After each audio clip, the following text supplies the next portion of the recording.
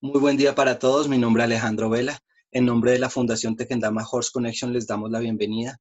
El día de hoy tenemos a Jorge Luis Ramírez, donde nos va a contar un tema súper interesante y quiero que seas tú mismo, Jorge, quien te presentes, cuentes un poco las manifestaciones que nos vas a entregar hoy de regalo y adicionalmente a eso un poco el cómo llegas a estas masterclass. Buenas tardes a todas y todos. Eh, ¿Me escuchan bien todos? Sí, se Ok, escucha perfecto, muy bien. ok, sí. Es que la mayoría de las personas no tienen el video, entonces no los veo, solamente veo los nombres. Sería bonito verlos. Eh, bueno, en fin, yo llego a estas masterclass porque conocí a Alejandro hace unos años, hace como 4 años aproximadamente, cuando fui a Pereira a certificarme como especialista equino de gala. Esa fue la primera vez que lo conocí y luego continuamos en contacto por WhatsApp y correo electrónico. Y el año pasado fui a Bogotá y, y, y tomé el curso de curso de equinoterapia, el nivel 1, 2 y 3. Y entonces estrechamos lazos y también tuvimos un tiempo mayor, como una semana para compartir. Nació una amistad bastante bonita y luego teníamos el proyecto de que él viniera acá a Costa Rica a dar un taller juntamente conmigo. Todo eso es pandemia y lo suspendimos y entonces él me invitó a participar en estas masterclasses. Y yo he venido investigando una serie de temas que no son exactamente sobre la equinoterapia, así desde el punto de vista puro de, digamos, de montar a los niños o a las personas en el caballo y toda la cuestión de los movimientos eh, de, de la pelvis y de la cadera y de todas esas cosas que han sido contribución de otras personas, entre ellas Edith Gross, a quien la tuve el gusto de conocerla el otro día cuando ella dio una charla en, en este mismo importantísimo y sí tiene mucho que ver con el resultado positivo de las terapias. Sin embargo, yo me di cuenta de que hay una serie de cosas periféricas que también tienen que ver con el proceso equinoterapéutico. Y el sábado pasado, o sea, hace 8 días, 9 días, inicié en mi finca de mi centro de equinoterapia o de hipoterapia, Centro Ecuestre Ecosabiduría, donde empecé con 3 niños. Fue la primera vez que llegaban con sus papás y entonces les di una charla ahí bastante para ellos. Pero después de que di la charla dije, pero es que ellos en realidad, ¿qué les importa todas estas cosas que yo les dije? Si ellos lo que quieren es saber cosas más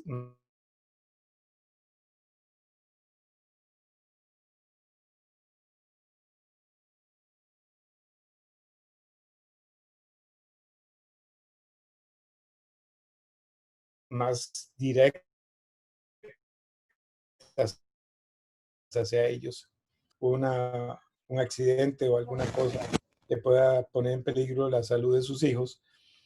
Y finalmente monté a uno, a dos de ellos, el otro se fue temprano, pero dos de ellos se quedaron y entonces los monté y anduvimos ahí dándoles vueltas en los caballos, más que nada como una experiencia de aproximación y todo, no era una terapia ni mucho menos, simplemente era la experiencia de ellos. Y ambos estaban felices, estaban bueno, extasiados, con una sonrisa y muy, muy emocionados solamente por estar con los caballos y luego sobre los caballos. Entonces, todas estas experiencias que no son realmente lo que yo considero la hipoterapia, digamos, desde el punto de vista motor y desde el punto de vista del, del efecto del caminar del caballo, toda la parte de lo que es la influencia eh, en la parte cerebral y la parte de la espina dorsal, de la columna vertebral, toda esta parte, digamos, fisiológica. Hay una serie de cosas que yo considero que son importantes, que se deben de dar antes, que se dan automáticamente dentro de la terapia, y que debemos de estar conscientes de que esas cosas están pasando. Y además, después de la hipoterapia también es importante hacer algunas cosas que sean como el cierre, como el complemento de la terapia. Entonces, una de esas cosas es la hidratación.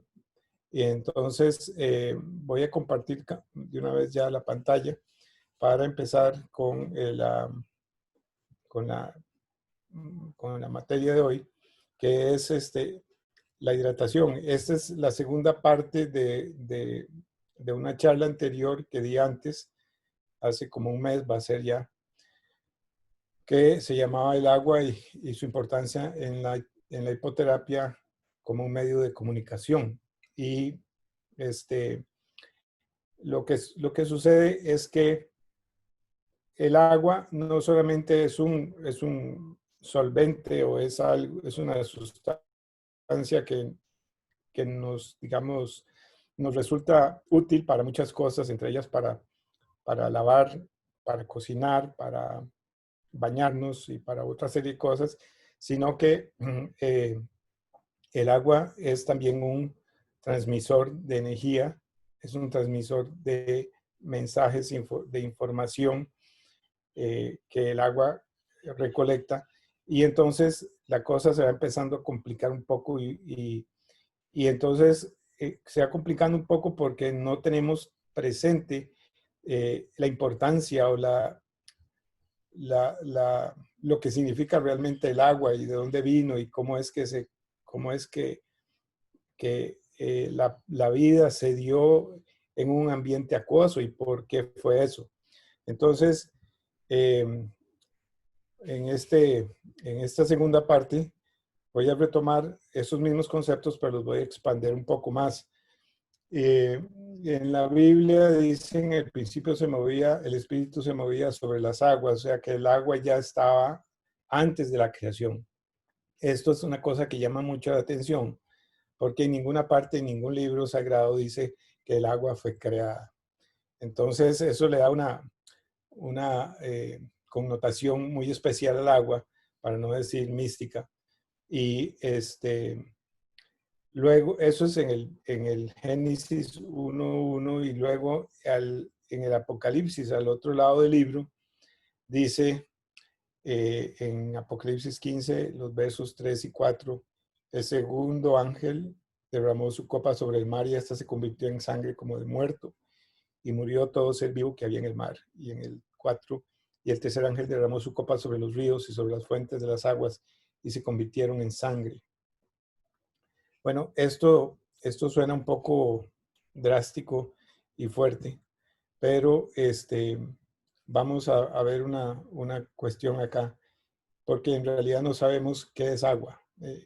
Después de haber leído, investigado y visto una cantidad de videos y de haber comprado inclusive en estas semanas desde la última intervención que fue hace como 15 días o algo así, con el tema de la imagen y el agua, perdón, la imagen y la hipoterapia, compré unos libros en Amazon y los he estado leyendo y vieran que en realidad después de haber más o menos visto un poco de información que traen los libros, porque compré dos y he leído otros artículos y he visto otros videos. En realidad lo que llego a la conclusión es que los científicos que están en este momento en la frontera de la investigación sobre lo que es el agua todavía no saben qué es. Entonces, por eso digo, el agua es una sustancia misteriosa. y que ha habido una investigación sin precedentes en los últimos 15 años, porque muchos fenómenos que tienen que ver con el agua se vienen estudiando desde el siglo XIX, pero en estos últimos 15 años se ha dado una resurgir, digamos, un resurgir de lo que es el agua. Y esto, digamos, empezó a desarrollarse investigación sobre el agua, pero por una serie de situaciones eh, que tenían que ver más bien con que los científicos les daba miedo que les dijeran que eran místicos, que no era un trabajo científico y perdieran su, su nombre, su prestigio e inclusive los fondos, que le pasó a más de uno. Entonces la investigación se fue parando y hasta hace pocos años, más o menos 15 años, fue que empezó de nuevo a tener una relevancia científica. Esto por nuevos esfuerzos básicamente de investigadores y científicos rusos que llevan muy por delante la investigación. Ahora vamos a ver al final, creo, de esta presentación, un aparato que desarrolló un ruso, y que, que, que él es el que rescata toda una historia de la investigación del agua. Entonces, como pueden ver ahí, el agua, cuando decimos agua, todo el mundo piensa en H2O, que es la figurita que está ahí a la mano izquierda. Es la molécula de oxígeno, que es la roja, y los dos hidrógenos. Pero ahora se ha descubierto otro montón de formaciones moleculares del agua, como esa H3O+, que un es un ion de agua, un ion molecular, que es positivo, y luego también lo que este señor Gerald Pollack descubrió hace, no sé, como 2 o 3 años, si acaso, que el agua se convertía en una hexágono y se llama zona de exclusión, que por eso vienen de exclusion zone layers, es la EZ, porque el agua cuando entra en esta fase que es cristalina o coloidal, se llama agua estructurada. Entonces, esto ha revolucionado los conceptos o lo que nosotros pensábamos que era el agua. Entonces, muy simple como H2O, sino que eh, puede complejizarse o es muy compleja porque juega una gran cantidad de papeles cuando se combina con minerales, en las células y en las funciones celulares y una serie de cosas que vamos a ir viendo más abajo. Pero el agua también es una mercancía de importancia geopolítica y vemos en estas informaciones de las Naciones Unidas en marzo del 2019, o sea, hace un año y pico, que el agua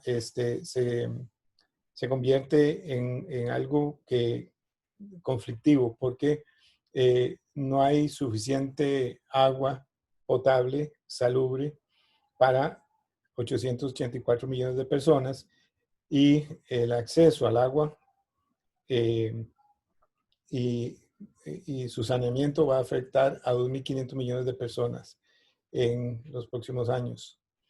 Creo que es para el 2025. Entonces vemos que el agua, de acuerdo a la FAO, representa el 50%, va a representar el 50% del agua para irrigación, perdón, y eh, lo que se puede sacar además es solamente un 10%. Entonces hay un déficit de agua. Esto, esto lo pueden encontrar en YouTube, creo. No, en YouTube no. Ponen en la FAO agua, algo así, y salen estos estudios que realmente se le pararon el pelo y por eso es que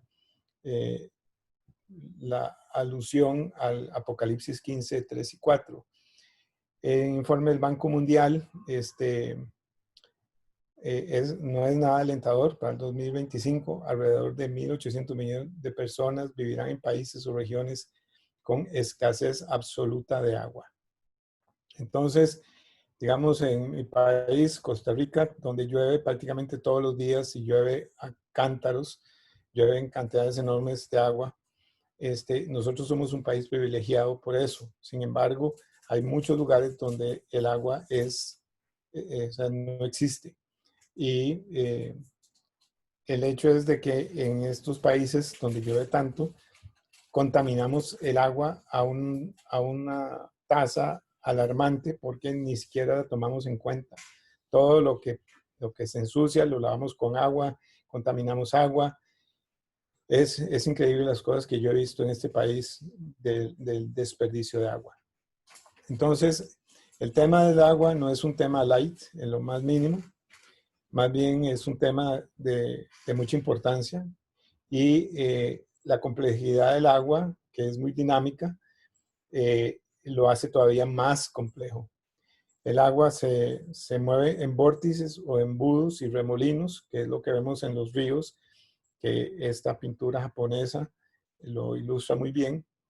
Eh, en los ríos y digamos, en el mar también se dan corrientes donde el agua se mueve en vórtices o en corrientes que giran en vórtices, embudos, remolinos, que es el proceso natural que tiene la información de vida o que genera la información de vida y que es la fórmula para estructurar el agua. O sea, el agua misma se estructura a sí misma. Entonces, bueno, ¿qué tiene que ver con nosotros? Bueno, resulta que nosotros somos 70% de agua aproximadamente. Las células nuestras tienen, bueno, las células nuestras, que son 50 trillones de células que componen nuestro cuerpo, el 90% de cada una de esas células es agua. Entonces, digamos, la composición nuestra es entre 70 y 90% de agua. Pero, como dice un doctor, otro doctor de otro libro que también compré, se llama La nueva medicina del agua.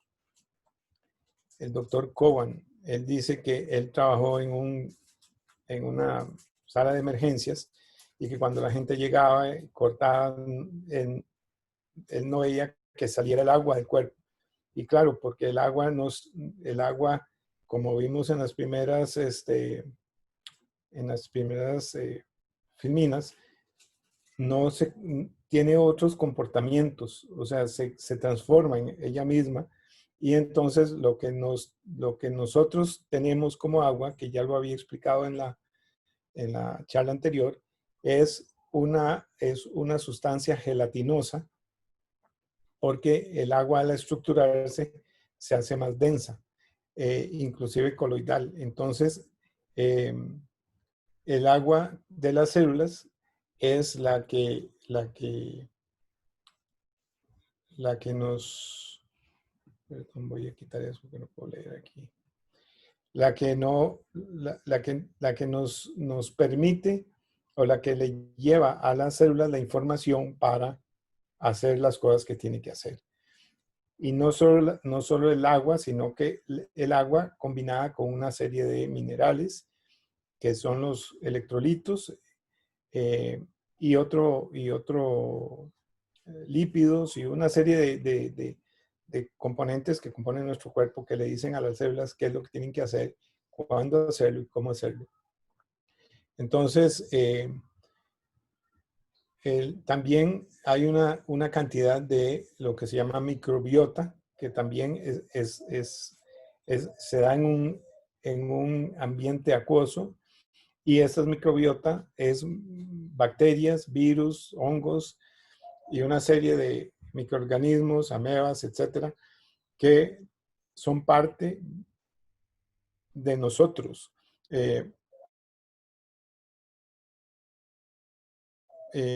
En, digamos, ahora del virus del COVID-19, la gente está limpiando y haciendo muchas cosas para deshacerse de bacterias y de virus y todo, pero no tenemos que olvidar que las bacterias, los virus y los microbios en general son parte de nuestra vida diaria. Y entonces no podemos matarlos a todos.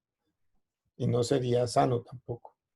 Entonces, la membrana celular, vista desde un microscopio electrónico, es esas dos líneas negras con una línea blanca en el centro. Entonces, la parte de afuera es donde dice outside, la parte de adentro es donde dice inside de una célula. Entonces, qué es lo interesante de esto? Lo interesante de esto es que cuando se empezaron a desarrollar estas imágenes, cuando los científicos empezaron a ver estas membranas celulares, pensaron que no era nada importante porque de ahí solamente era una línea, eran tres líneas, dos líneas oscuras y una línea en el centro. Entonces no era una estructura compleja ni nada. Y pensaron que si no era una estructura compleja, probablemente era como un forro plástico, como una membrana y plástica que sostenía los contenidos de la célula adentro, básicamente. Entonces no le dieron mucha pelota. Pero últimamente con otros instrumentos se descubrió que la membrana celular en las partes externas es hidrofílica y en la parte central es hidrofóbica. Hidrofóbica porque lo que hay ahí en ese centro es una capa de lípidos, o sea, es grasa y la grasa no es compatible con el agua. Entonces, si hay una parte afuera que es acuosa, una parte adentro que también es acuosa, pero hay una barrera de grasa entre ambas, ¿cómo es que hago yo para pasar la información de un lado a otro? Bueno, entonces aquí se dice que esos son unos fosfolípidos, que son los que están en el centro, y entonces se descubrió que las células tienen unos receptores que tienen dos partes, digamos, una parte que es la parte receptora y otra parte que es la parte de lo que se llama el portón o la entrada, que es por donde entran y salen las diferentes sustancias que la célula necesita. Entonces, esos receptores son azúcares y están constantemente como una antena buscando información a la célula, y entonces si es la sustancia correcta, se abren esos portoncitos y las sustancias entran o salen. Entonces, esto es importante porque lo que sucede es que la membrana celular es un semiconductor de cristal líquido que tiene entradas, que tiene entradas que vendrían siendo esos gates ahí que dice, que es la parte sensible, la parte de la antena, y los channels, que son los canales por donde entra y salen las sustancias que la célula necesita. Entonces, aquí lo interesante es que estamos hablando de un cristal líquido y la membrana celular, entonces, es un cristal líquido. Eso es más fácil decirlo que entenderlo, aunque nosotros mismos estamos formados por esos cristales líquidos y los mismos científicos que descubren estas cosas también, pero digamos, estos son ilustraciones de cosas que se ven, pero en realidad no se sabe mucho cómo es que funcionan. La definición de un chip de computadora, ¿cómo se dice chip en español? Bueno, un chip es que es un semiconductor de cristal que también tiene entradas y canales. Entonces, es la misma definición de una pared celular. Entonces, eso nos lleva a entender que eso es información. así como una computadora, nosotros apretamos los botoncitos donde están las letras. Esas letras activan información en el chip y uno las ve como letras en la pantalla. De esa misma forma es como funciona la membrana celular. O sea, recibe información por esos receptores, por esas antenitas, reacciona a esa información, abre el canal y por ahí entra o sale lo que tenga que entrar o salir, que pueden ser moléculas de potasio, de calcio, hierro, etcétera. Lo interesante es que, bueno, un chip es un circuito. Muchas gracias. Entonces, el asunto es que esto no se daría si no existiera la parte de lo que es, llamamos el cristal líquido. Y el cristal líquido no es nada más ni nada menos que agua estructurada, como la vimos en esas esferitas que vimos al principio. Entonces, vimos también que hay varias formas en las cuales la molécula de agua se manifiesta, por decirlo de alguna manera. O sea, se manifiesta como H3O2, se manifiesta como ¿cómo es? H2O, y la otra que vimos era H3O. Entonces, hay un juego de electrones que se da en las moléculas de agua, además de una carga. O sea, diferentes cargas. Hay unos que son cero, hay otros que son positivos, hay otros que son negativos. Entonces, estos intercambios de electrones suceden en una millonésima de segundo.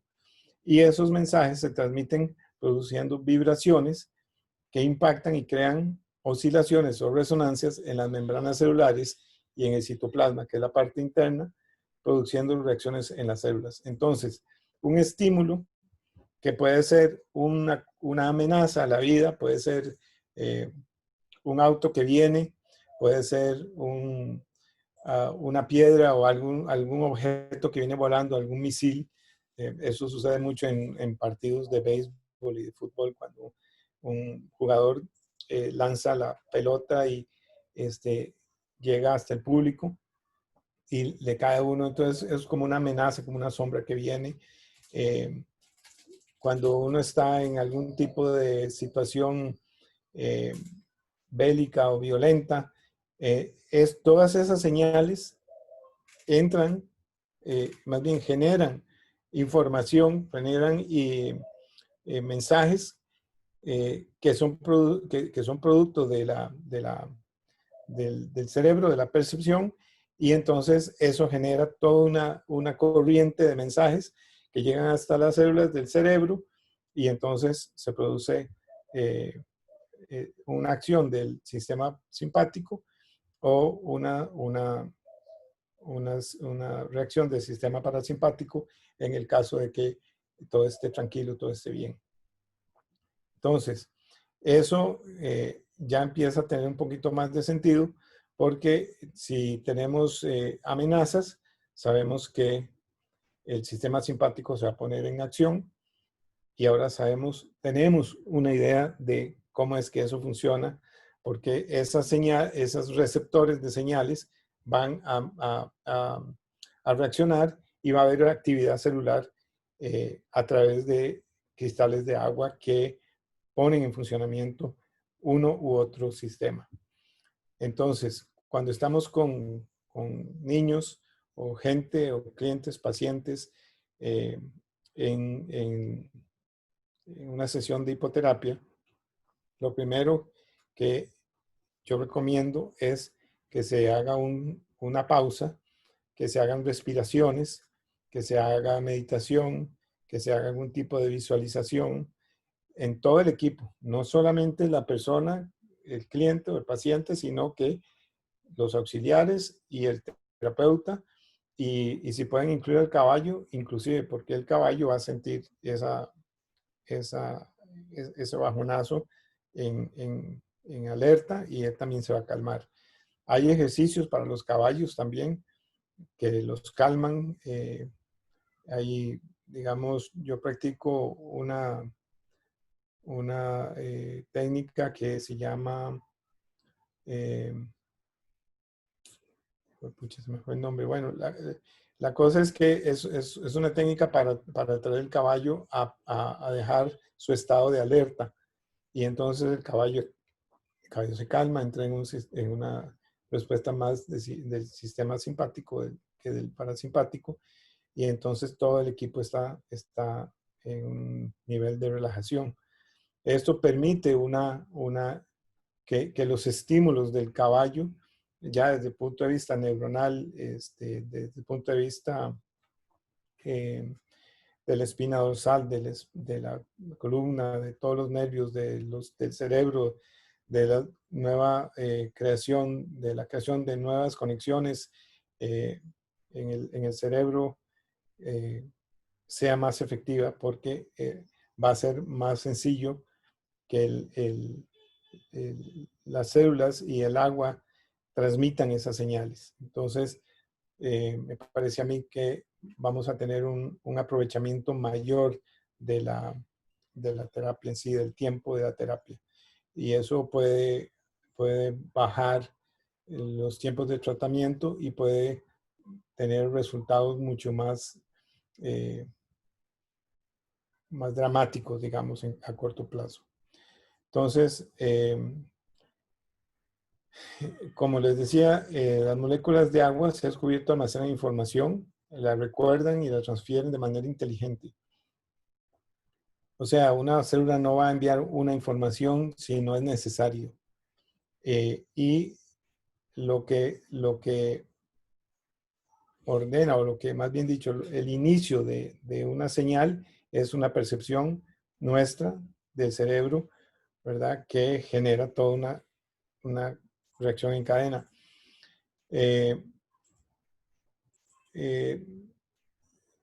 El agua tiene la capacidad de recoger información a nivel de vibración electromagnética o a mantener información a nivel de vibración electromagnética. ¿Qué quiero decir con esto? Bueno, que las emociones de las personas o de otros seres vivos, de música, de palabras, de sustancias minerales y variaciones en el campo electromagnético del planeta, del Sol, y ahí también podemos poner de la Luna, afectan el agua. Así es como, ese es el principio de cómo funciona la homeopatía. La homeopatía pone una sustancia en el agua y ahí se diluye, se diluye, se diluye, se diluye, hasta que la sustancia totalmente electromagnética de la sustancia siempre permanece en el agua. Entonces, uno cuando toma homeopatía no está tomando nada más que agua, pero esa agua tiene la información electromagnética de la sustancia original. Y eso es lo más cerca que he podido llegar a la definición de cómo es que funciona la memoria en el agua. Hay algunos científicos que hablan de que el acomodo o la dinámica de las moléculas de agua son como letras de un código, y entonces esas variaciones en la composición molecular del agua es la que va dictando la información. Pero eso no es más que una hipótesis. Hay otras hipótesis muchísimo más complicadas que honestamente no entendí de lo que he leído y estudiado. Son cosas muy, muy profundas, muy complejas, y no estoy familiarizado con el lenguaje científico que usan para describir eso, pero tiene que ver con lo que les decía al principio, con el movimiento de los remolinos, de los embudos y de los ¿cómo se llama? Sí, de los remolinos. Y eso tiene también que ver con la geometría. Si vemos un huracán desde el espacio, se ve un remolino, se ve una espiral. y esa espiral es una formación natural que se da en el agua, en los ríos, y se da en todas básicamente en muchas formas de animales como ¿cómo se llama esto? Las conchas, digamos, de mar, que son como muy espirales. Entonces, aparentemente, entre más grande es el vórtice, más es la energía, y inclusive hoy día se ha descubierto que, no se ha descubierto, sino que se estima, se ha teorizado por físicos teóricos que los huecos negros son vórtices, y toda la teoría de Albert Einstein sobre los agujeros ¿cómo se llama? De worm, de gusano, también tienen una formación de vórtice, de embudo. Entonces, eso tiene que ver con liberación de energía, ¿cómo es? No, con movimiento, con cimática, creo que es, sí. En realidad no recuerdo. Cinética. Entonces, es una cosa muy, muy, muy interesante, muy profunda y compleja. Este científico ruso, Krotkov, diseñó este aparatito que se llama BioWell, que es un aparato que cuesta aproximadamente $2,000 por ahí, y mide los campos electromagnéticos de las personas, y se ha podido detectar a través de este aparato, que es totalmente científico, es totalmente verificado, que una persona cuando está deshidratada, el nivel energético del cuerpo es más bajo. Cuando toma agua estructurada, el nivel energético de la persona se recupera, y se puede medir eh, por unas unidades que no recuerdo cuáles son, pero lo interesante es que no solamente se puede medir, digamos, con números como una tabla, sino que además el software lo grafica con esas eh, auras, digamos, que genera alrededor del cuerpo. Y se puede hacer también por dedo, etcétera. Entonces, eso es una tecnología actual muy importante. Anteriormente se usaba el biómetro global o el biómetro de Bowis, que se mide con energías, con energías Bowis. Entonces, cuando el agua recibe información positiva, sube la vibración y sube la energía. Entre más vibración, más energía. Entre menos vibración, menos energía. Entonces, para esto se usa un péndulo, y entonces es muy interesante porque también le da a uno una medición, digamos, objetiva con números, y ahí se puede ver que en 0 es la zona letal, la zona de muerte, y en el otro extremo es 33,000, que es punto de energía espiritual. Yo he medido agua en algunos lugares, y de una zona de cáncer o de una zona degenerativa, que es como sale el agua del tubo, y ustedes lo pueden hacer. Esto nada más ponen en internet biómetro global, se consiguen un péndulo, y sacan un vaso de agua del grifo, meten el dedo por un lado y ponen el péndulo sobre la tabla de Bowis. Hay videos en YouTube de cómo hacerlo exactamente, y ahí les va a marcar.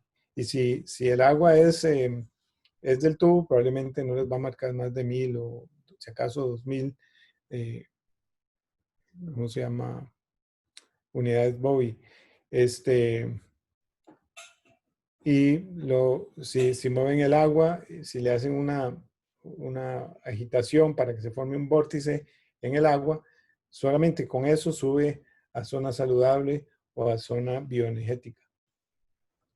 Y después, si hacen una oración al agua, puede ser que llegue a 13,000, a 19,000, etc.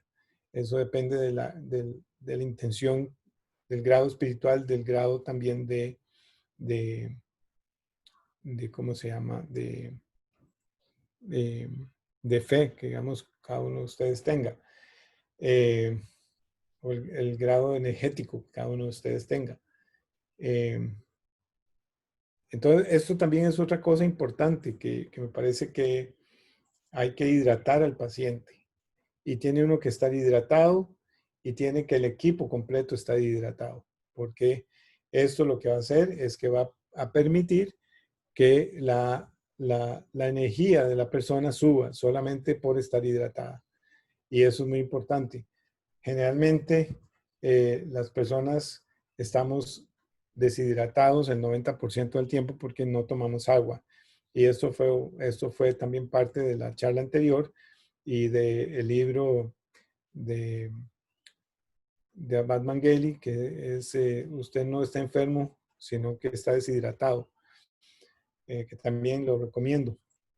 Eh, entonces, ya entrando a otro aspecto aquí, con todas estas investigaciones del agua, se dieron cuenta que una molécula que tiene una carga negativa se atrae con otra molécula que tiene una carga negativa también.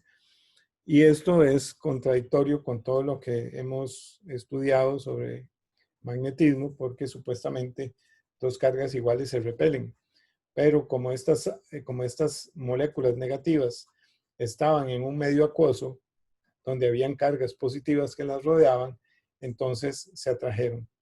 Y esto es lo que se cree hoy día que fue la razón por la cual empezó la vida en el planeta, porque en moléculas empezaron a atraerse aunque tenían cargas similares en un medio acuoso y generaron un organismo unicelular eventualmente.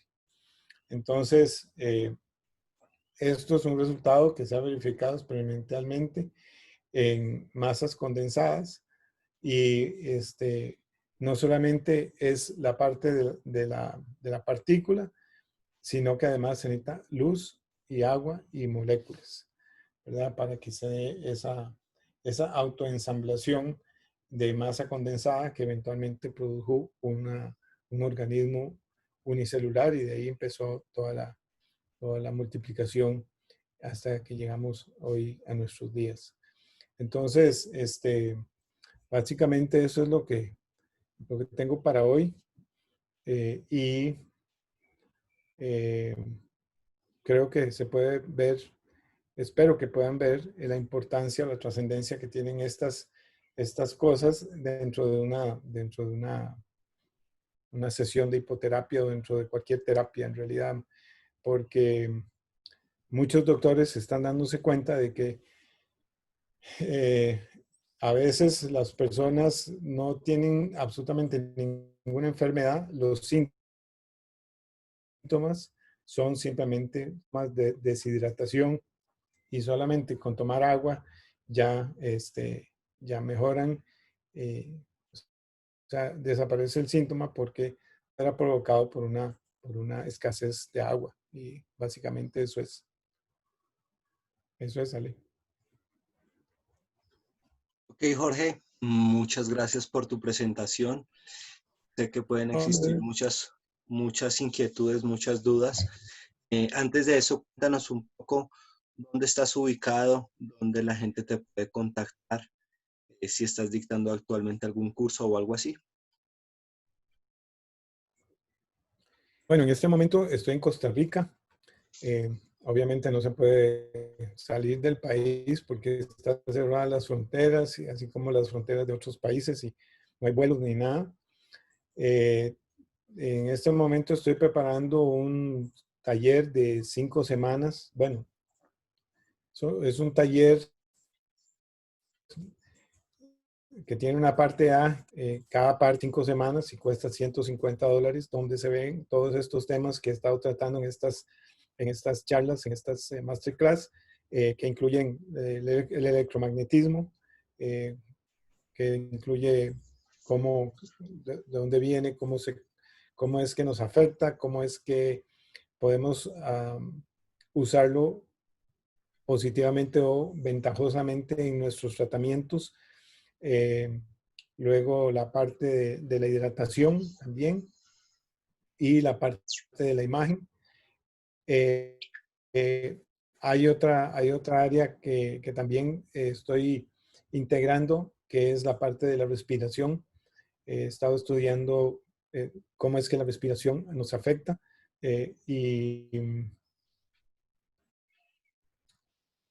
eh, lo he escuchado en algunas charlas de caballos, cómo la respiración del caballo y tiene indicaciones para los jinetes o para las personas que trabajamos con caballos, amansadores o cuando trabajamos con el caballo desde el piso, ver el grado de agitación de la respiración nos da mucha información sobre el estado anímico del caballo y el estado emocional del caballo. Y recientemente empecé a estudiar respirología también para entender más esta relación. Hay una relación muy importante también que he estado descubriendo en el yoga, entre la respiración y el estado mental de uno. Entonces, una persona que tiene mucha agitación, con respiración baja la agitación, puede pensar mejor, puede pasar del sistema simpático al parasimpático mucho más fácilmente que si es una cuestión de uso de voluntad, ¿verdad? Si uno respira, se oxigena y eh, el, hay un dicho yogi que es que, bueno, no lo recuerdo ahora, pero lo importante es que con la respiración uno maneja la mente y las emociones y no al revés. Entonces, eso también es parte de este curso para, para personas que, digamos, estamos trabajando con algún niño que entra en rabieta o que entra en ansiedad. Bueno, respire. Pero también es parte de la primera etapa, antes de iniciar la terapia, respirar, meditar, aunque sean 5 o 10 minutos, y hidratarse. Y entonces, ok, vamos a la terapia. Ya ahora sí estamos listos para recibir todos los beneficios de lo que es el impacto del caballo. Ok, Jorge, muchas gracias. Ahora los invito a quienes tengan algún comentario, alguna pregunta, que por favor participen. Pueden hacerlo a través del chat o quienes quieran activar su micrófono en este momento lo pueden hacer.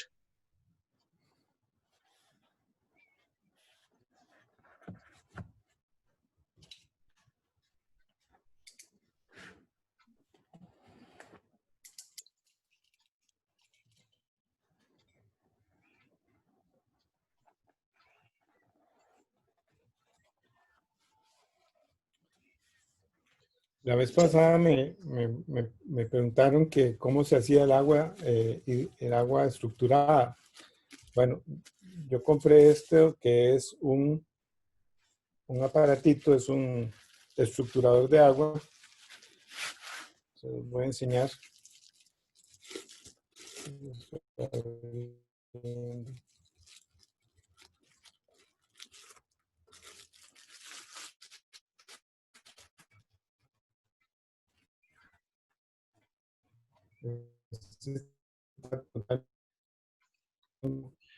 Es tiene un hoyo por acá. Entonces es que aquí abajo sale el agua ya estructurada. Lo que tiene es una cantidad de bolitas. No sé si se podrán ver ahí. A ver. Voy a encender la luz. Una cantidad de bolitas, no sé si las pueden ver ahí. Y entonces el agua ahí se entra en vórtice y entonces lo que sale por el otro lado es agua estructurada, que es el agua que nuestras células necesitan, porque no se trata solamente de tomar cantidades de agua, se trata de tomar agua que nuestras células puedan asimilar rápida y fácilmente. Ok, Jorge. Eh, Estas cositas también las vendo, por si acaso a alguien le interesa. ok, Jorge. Eh, En la parte, nos explicabas en tu primera conferencia, había ciertas dosis y cantidades con respecto al agua, tanto en los humanos como en los caballos. ¿No las quieres recordar?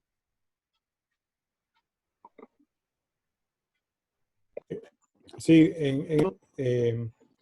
perdemos 2,5 litros de agua solamente por respirar, solamente por existir, digamos. Entonces tenemos que reponer esos 2,5 litros de agua. Eso es una medida, digamos, arbitraria. Hay personas que necesitan más agua, hay personas que necesitan menos agua. Lo importante es que tomen agua de calidad, porque supuestamente se ha predicado que debemos de tomar 8 vasos de agua al día. 8 vasos de agua al día vienen siendo por ahí de 2,5 litros, no sé. Eso es en personas, digamos, sedentarias o eh, no muy sedentarias, pero que no hacen mucho ejercicio. Para los atletas puede ser de 1 a 1,5 galones por día. Eh, en esto, en realidad, eh, varía mucho porque cada persona debe de, o sea, cuando uno empieza a, a tomar agua, eh, como les decía al inicio, es una cosa como muy inconsciente, no tenemos idea de la importancia de estar bien hidratados. Eh, hay otra cuestión que eso lo dice Batmangeli en uno de sus libros, que el receptor del hambre y de la sed están muy cerca en el cerebro. Entonces mucha gente cuando tiene hambre, cuando tiene sed piensa que tiene hambre. Entonces en vez de tomar agua, lo que hace es que come. Y entonces esto no ayuda porque el sistema digestivo requiere agua para descomponer los alimentos. Entonces lo que va a desarrollar es más sed y personas que tienen deshidratación crónica son personas que duermen mal, están estresados porque la hidratación es un estresante, eh, sufren de dolores de cabeza, presión alta porque la sangre está muy gruesa, etcétera. Entonces, hay una cantidad de cosas que simplemente se curan tomando agua, así de sencillo. Pero los médicos no conocen estas cosas, entonces ni siquiera las toman en cuenta. Otra manera de tomar agua estructurada es comérsela. ¿Cómo me la como? Bueno, si usted come frutas, las frutas tienen un altísimo contenido de agua, los pepinos, no sé, depende del país en el que usted esté. Aquí en el trópico, bueno, hay mucho sandía, piña, melón. En los países más septentrionales hay manzanas, uvas. O sea, lo que tiene que tener es una dieta rica en frutas. Las frutas de por sí son muy hidratantes. Y también comer vegetales, hortalizas, lechugas, tomate, etcétera, dependiendo de la época del año.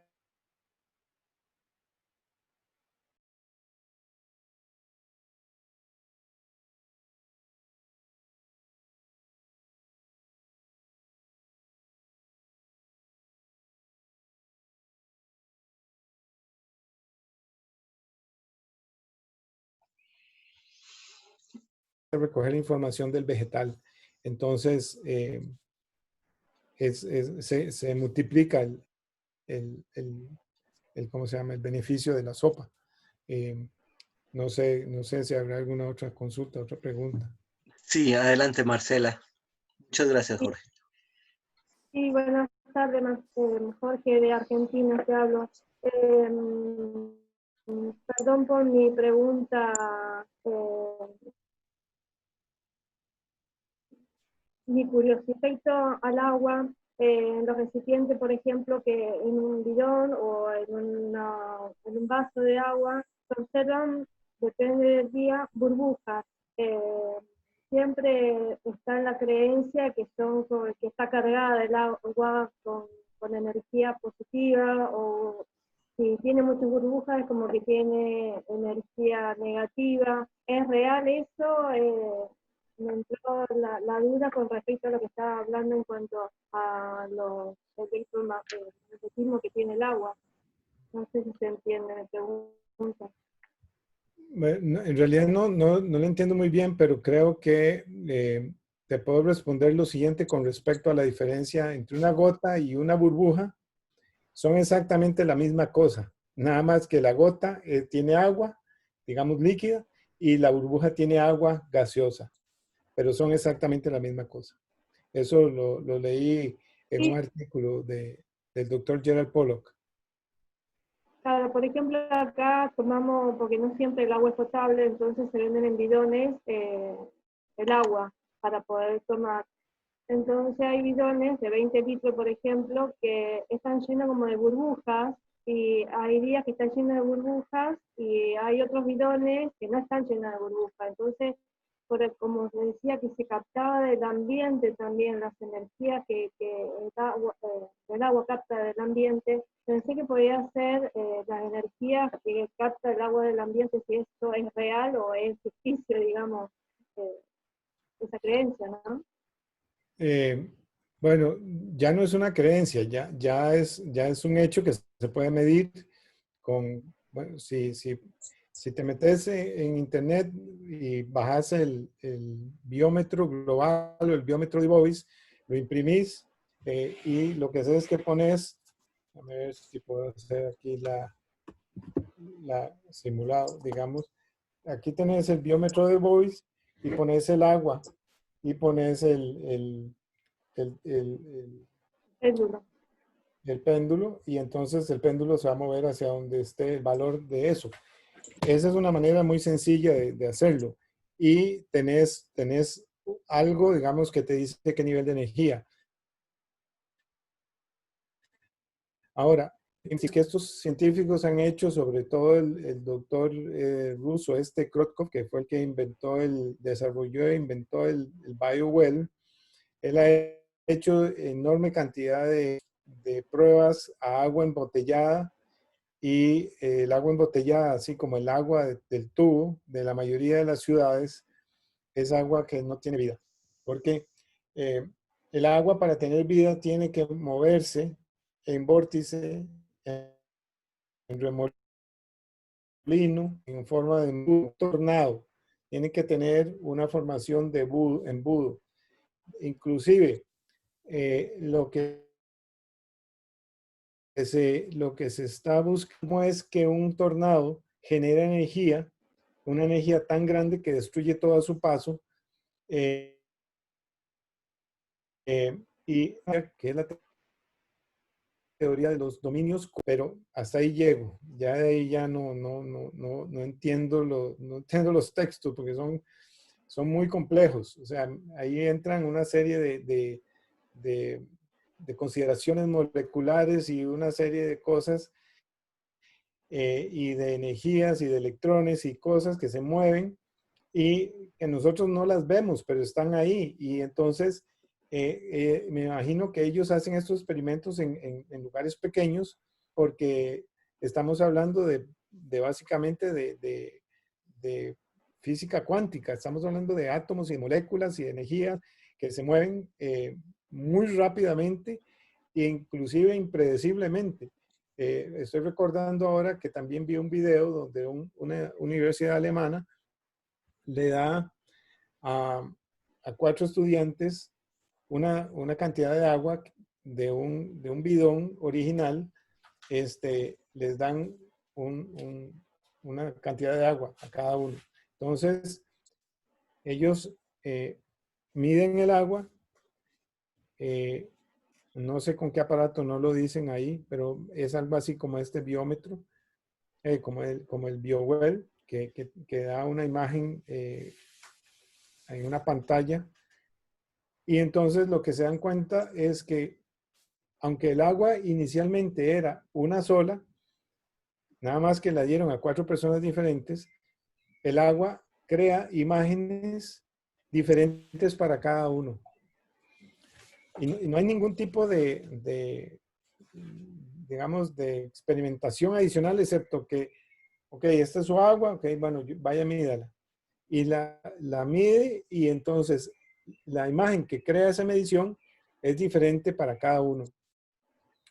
Y entonces ahí lo que sucede es que se confirma el hecho de que el observador o la persona que tiene el agua afecta el agua. O sea, el agua es sensible al campo electromagnético de nosotros. Eso es muy interesante y además es muy importante porque, por ejemplo, este ruso dice, si usted va a ir a comer, vaya a comer con gente tranquila, con gente que esté en paz, busque un momento de paz, de tranquilidad, porque si no, toda la comida se va a contaminar. Y entonces usted lo que va a comer es información negativa y su energía va a bajar y la comida no le sirve de nada, ¿verdad? Entonces, esa es una de las cosas. El agua de botellas o el agua del grifo no es un agua, digamos, muy vital. El agua, si vos usas agua de grifo o agua de botella, tenés que, o sea, echarle en un recipiente de cristal o de vidrio y hacerle el movimiento de vórtice para que ella se cargue. Y también, digamos, orar o agradecer o mandar buenas vibras al agua para que ella se cargue. Ella va a responder a eso. Aunque parezca brujería, no lo es. ¿No? Bueno, gracias. Muy interesante el tema. Muchas gracias. Mucho gusto. Ok, ¿alguien más que tenga una última pregunta?